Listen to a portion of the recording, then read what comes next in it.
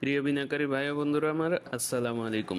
Share বাজার অর্থনীতিতে বিনিয়োগ বিশ্লেষণের আহ, ইসলামী ব্যাংকের শেয়ার বিশ্লেষণে স্বাগতম।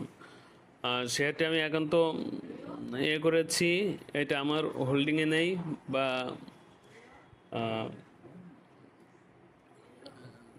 যে কেনার মতো অ্যাভেলেবল ফান্ড আছে সেটাও না।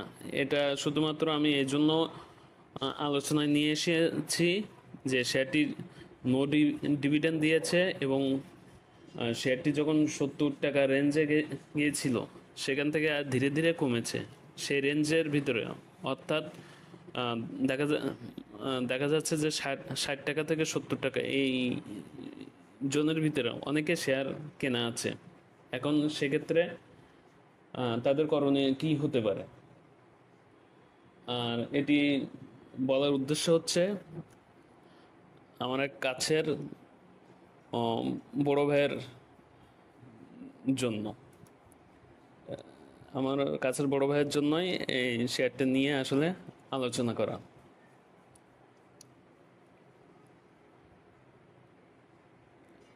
আমি আবারও বলতেছি, শেয়ারটা কিন্তু আমার হোল্ডিংয়ে নেই বা আমার এখন কেনার মতন অ্যাভেলেবল ফান্ডও নেই।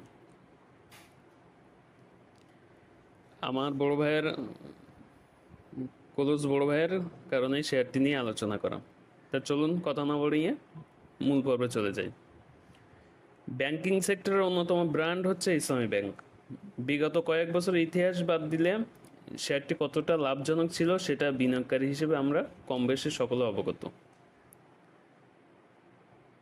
শেয়ারটির ব্যবসায়িক নেতিবাচক প্রবণতা ধরা পড়েছে বা স্পষ্ট হয়েছে কিন্তু তৃতীয় কোয়ার্টার থেকে।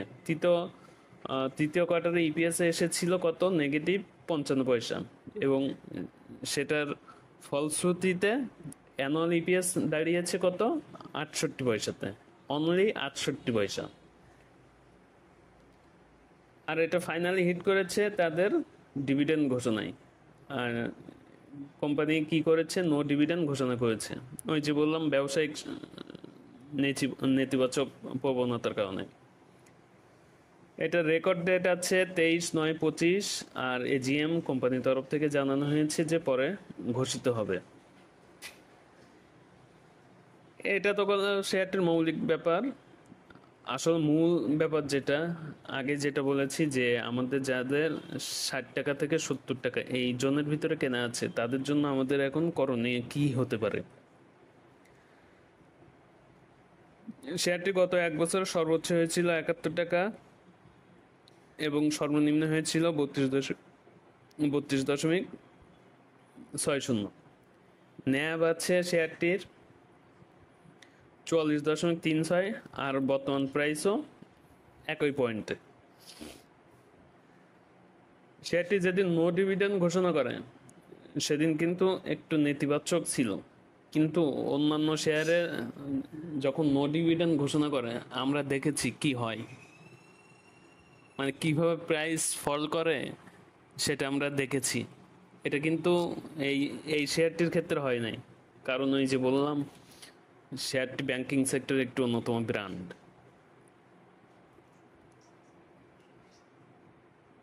যেদিন নেগেটিভ ছিল তার তৎপরবর্তী ব্যাংক সেক্টর কিন্তু মুভমেন্ট করেছে, আর যখনই ব্যাংক সেক্টর মুভমেন্ট করেছে শেয়ারটা কিন্তু তার মেজর সাপোর্ট জোন 39 থেকে 41, এখান থেকে মেজর সাপোর্ট জোন 39 থেকে 41 ছিল। আর এই 41 টাকার এইখান থেকেই কিন্তু পয়েন্ট থেকেই কিন্তু শেয়ারটি ঘুরে দাঁড়িয়েছে। এখন ঘটনা হচ্ছে যে ওই যে বললাম যাদের 60 টাকায়ও কেনা আছে, এখন তাহলে সেক্ষেত্রে কি করতে পারি বা কি কৌশলটা অবলম্বন করতে পারি। আমি যেহেতু ধরি 60 টাকায় যেহেতু কেনা আছে, স্টপ লস নেওয়া হয় নাই, এখন এসেছে 43 টাকায়। এখন আমার যদি 1000 শেয়ারও কেনা থাকে তাহলে 5 শেয়ার আমার 17 টাকা করে লস। সেই হিসেবে দেখা যায় যে 60,000 টাকায় 17,000 টাকা লস। এটা অনেক অনেক মানে অনেকটাই। এখন তো আসলে স্টপ লস, এখন যে এটা লস মেনে নিয়ে করব, সেল করে দিব, সেটা মনে হয় না যে খুব বেশি আহ, যুক্তিসঙ্গত হবে। কারণ এই যে টাকাটা আমি লস করে সেল করব, এটা কি আমি রিকভারি করতে পারবো কিনা অন্য কোনো শেয়ারে, এটা তো নিশ্চিত না। কারণ এখানে সবকিছু অনিশ্চিত, কিন্তু অনিশ্চয়তার ভিতরেই আমরা বুঝে শুনে এখানে ব্যবসা করি, এবং এই বুঝে শুনে ব্যবসার ভিতরেই অনিশ্চয়তার ভিতরে আমরা প্রফিট করি। এখন এইটা যদি আমি লসে সেল করি বা করতে বলি, তাহলে এই 17,000 টাকা কিভাবে রিকভারি করব? আর যখনই মূলধন হারিয়ে যায়, তখন মাথায় একটা অন্যরকম প্রেশানি থাকে যে যেটা হারিয়েছে আমি সেটা রিকভারি করব কিভাবে। আর এই প্রেশানি থেকেই তখন ভুলভাল ট্রেডিং শুরু হয়ে যায়। আর তার ফলশ্রুতিতে কি হয়, দেখা যায় যে লাভের লাভ তো কিছু হয়ই না, উল্টে আরো মূলধন কমতে থাকে। এখানে নিশ্চিত করে তো কেউ আর বলতে পারবে না যে এটা কিনো, এটা নেক্সট আইএসএন, এটা কিনো নেক্সট কেএন কিউ, এটা কিনো নেক্সট মন্য এজিএমএল, এটা কিনো কাশিম ইন্ডাস্ট্রি, ইত্যাদি ইত্যাদি। এটা তো কেউ বলতে পারবে না। আর ব্যতিক্রম কখনো তো আসলে উদাহরণ হিসেবে নেওয়া যায় না,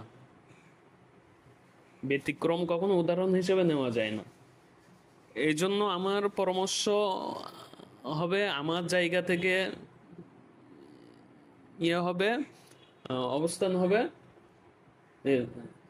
সেল না করা, যদি সক্ষমতা থাকে এভারেজ করা।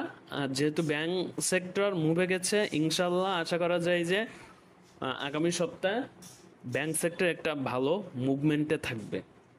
আমি আবারও বলতেছি, ব্যাংক সেক্টর ইনশাল্লাহ আশা করা যায় যে আগামী সপ্তাহে একটা ভালো মুভমেন্টে থাকবে। সেই লক্ষণটা শেষ কার্য দিবস বৃহস্পতিবার অর্থাৎ 28 তারিখে, 28শে আগস্ট, এটা ইঙ্গিত দিয়ে শেষ কার্য দিবস শেষ করেছে। এখন এই সুযোগে এখন যদি এভারেজ করার সক্ষমতা থাকে তাহলে এভারেজ করে নেওয়া, আর যদি না সেটা সম্ভব না হয়ে থাকে তাহলে ধরে রাখা, আম, আগামী সপ্তাহটা দেখা। আমি আবারও বলতেছি, আগামী সপ্তাহে ইনশাআল্লাহ ব্যাংক সেক্টর একটা ভালো মুভমেন্ট করবে, এটা ধরে রাখা। আর সেইখানে সেই সুযোগে যদি মোটামুটি সহনীয় পর্যায়ে যায়, যে এখন আমি যদি লসটা স্বীকার করে নিই তাহলে সর্বনাশের অর্ধেক ভালো, সেইটা যদি হয় তাহলে তখন একটা চিন্তা চিন্তা করা। এখন আমি আবারও বলতেছি, শেয়ারটি তার মেজর সাপোর্ট জোন থেকে ঘুরে দাঁড়িয়েছে, 41 টাকার জোন থেকে ঘুরে দাঁড়িয়েছে। আর এটা যদি আগামী সপ্তাহ ব্যাংক সেক্টর যেহেতু একটা ভালো মুভমেন্ট হওয়ার সুযোগ আছে, যদি শেয়ারটি 46 টাকার দিকে যেতে পারে, 46 টাকা যদি ক্রস করতে পারে, তাহলে আবার শেয়ারটি ইনশাল্লাহ একটা ভালো মুভমেন্ট হবে। এখন যেহেতু এতদিন ধরে রাখা পসিবল হয়েছে, কোনো হন নাই, বা কোনোভাবে বিচলিত হন নাই, তাহলে আর একটা সপ্তাহ ধরে রাখুন। ইনশাআল্লাহ আশা করা যায় যে ভালো হবে। ভালো হবে বলতে ওই রেঞ্জে, 60 টাকার ওই রেঞ্জে না গেলেও মোটামুটি কিছুটা লস রিকভারি হবে। আর সেক্ষেত্রে ডিসিশন নিতে পারেন। এখন তাহলে মূল পয়েন্ট যেটা, এটা সাপোর্ট জোন যেটা ছিল 39 থেকে 41 টাকা, 41 টাকার থেকে শেয়ারটি ঘুরে দাঁড়িয়েছে, এবং ব্যাংক সেক্টর আগামী সপ্তাহের জন্য একটা ইতিবাচক মুভমেন্টের ইঙ্গিত প্রদান করেছে, সেই সুযোগটা নিতে হবে। যদি এভারেজ করার সুযোগ থাকে এভারেজ করে নিতে হবে, এবং যদি সুযোগ নাও থেকে থাকে তাহলে আগামী সপ্তাহটা দেখে ব্যাংক সেক্টর মুভমেন্টটা দেখে তারপরে সিদ্ধান্ত নিতে হবে। এটুকুই বলবো, আমার এন্ড থেকে এতটুকুই আছে, কারণ আমি বিশেষজ্ঞ না, আমি অত পণ্ডিতও না, আমি যেটুকু বুঝেছি সেটুকুই উপস্থাপন করেছি। এর ভিতরে অনেক ভুল ত্রুটি হয়ে গেছে, ভুল ত্রুটি মার্জনা করবেন। আর যেখানে ভুল ত্রুটি হয়েছে, মানে যে পয়েন্টটা আমার আরো হাইলাইট করা দরকার ছিল, সেটুকু সেটুকু আমাকে ধরিয়ে দিলে খুব উপকৃত হব।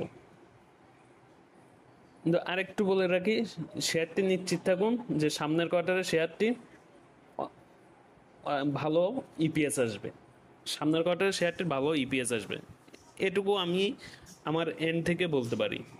আমি তাদের অতীত পারফরমেন্স বা ম্যানেজমেন্ট দেখে এটুকু বলতে পারি। ধন্যবাদ। আসসালামু আলাইকুম।